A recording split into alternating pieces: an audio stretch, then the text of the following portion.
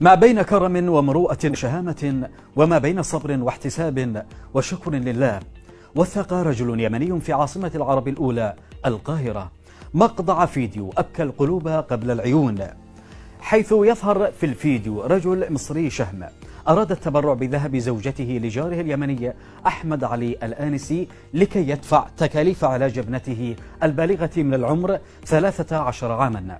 أخرج المصري قبل صلاة الفجر ذهب زوجته ومعه الوصولات حتى يبيعها اليمني لعلاج ابنته. أنا أسميته بابا رمضان.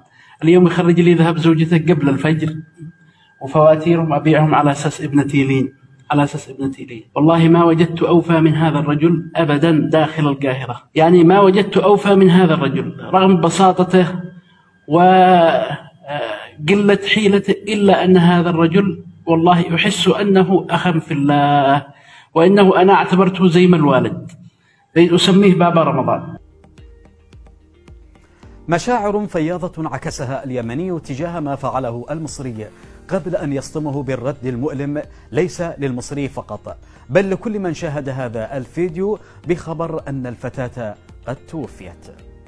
أقول لك جزاك الله خير، وصلت هديتك، وابنتي اختارها الله عز وجل. ابنتي رحمه الله اختارها الله عز وجل اليوم صبيحة الجمعة.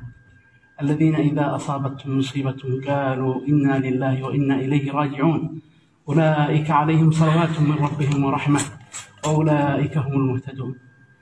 لا تقلق، الحمد لله أنا صابر ومحتسب، لا تقلق أبدا. اختار الله. اتصلوا بي الآن من المستشفى. الحمد لله، نقول الحمد لله. الحمد لله، لا والله الحمد لله.